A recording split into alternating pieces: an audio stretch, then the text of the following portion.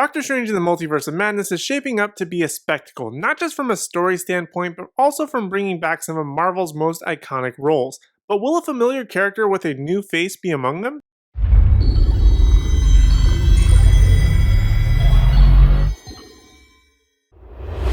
Nerdgenic Nation, superhero nerd Aaron Waller here, and today I wanted to talk about one of the most popular Marvel characters in comics, animation, and live action possibly getting introduced in Doctor Strange in the Multiverse of Madness this May, and that's Wolverine. Previously, Wolverine had been played for nearly 2 decades by unknown turned superstar Hugh Jackman, and it's long been rumored as to who could possibly replace him in the MCU or if he'll even reprise his role. And though we could speculate on him returning alongside Patrick Stewart's Professor Xavier, it's just more fun to talk about who could possibly take up the claws next. So with that, here are 5 possible replacements in no particular order as to who could play Weapon X. First up, we have Tom Hardy. Now I know this one is a bit of a stretch as he's already in the Marvel Universe, albeit the Sonyverse, but he could still cross the multiverse and play the rage-fueled character. Tom Hardy's been a popular choice for this character for years, even prior to playing Venom, as he fits a more classic build of the character and is known for his strong but silent type performances that can also lash out and show a bit of rage and ferocity like Wolverine's known to do in the past. I could definitely see Hardy playing the role, but I realistically don't think it would happen in the long run. Up next we have Scott Eastwood, who's been fan cast at Wolverine for just about as long as it was announced that Hugh Jackman would be hanging up his claws. He's a classically good-looking guy with an even more classically good-looking father who has the potential of following in the footsteps of Jackman with being a largely underutilized actor, but I think that's where the similarities and potential really ends. Not that he would do a particularly bad job, but Eastwood seems to me more the type that's all looks and no substance. He doesn't necessarily fit the classic look of the character, nor does he feel like he could bring anything particularly fantastic to the role, at least in my opinion. But then again, I've been wrong on plenty of other things, so who's to say?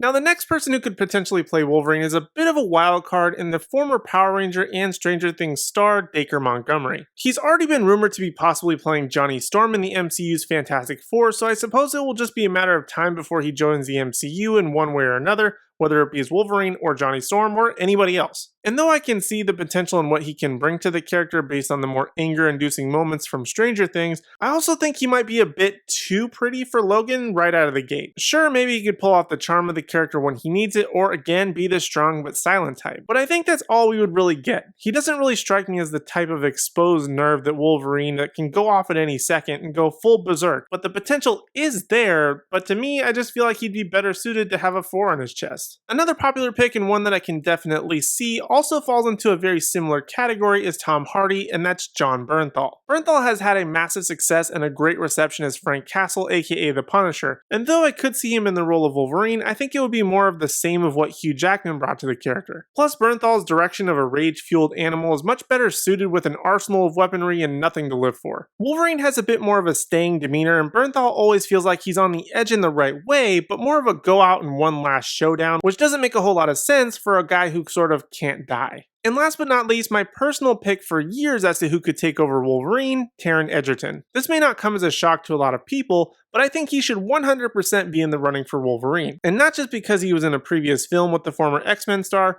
but also because he fits the role in several other categories. He's already played a bit more of the strong but silent type in Kingsman and Robin Hood. He has the charm and charisma when needed, and he kind of already, although he isn't the shortest guy like the comics counterpart, he is a bit smaller than what Hugh Jackman is, and he also happens to be a bit younger than a couple of the other actors that I mentioned on this list, which could mean he could play the character for a bit longer, very similar to what Hugh Jackman did. He also, out of the bunch, could be a bit more willing to put on the more classic yellow and brown or even yellow and blue of the comic book Wolverine, as opposed to the rest of this group who will likely take a more Jackman approach and just spike the hair or put on a leather jacket and some flannel. Taryn Edgerton to me just gives us the best of both worlds. He's like Jackman in a lot of ways and can bring a familiarity to the role, while also giving us a brand new take that could be something special for old and new fans alike. So those are my top 5 picks as to who could play the next Wolverine, but we could find out who it will really be as soon as the upcoming Doctor Strange in the Multiverse of Madness this May. But now I want to hear from you in the Nerdgenic community. Who do you think should play Wolverine in the MCU? Would you choose any from my list, or did I forget some potential candidates? Let me know your thoughts in the comment section down below. And while you're down there, be sure to hit like, subscribe, and ring the bell notification so you miss out on any future videos, and also give us a like and follow on Instagram at Nerdgenic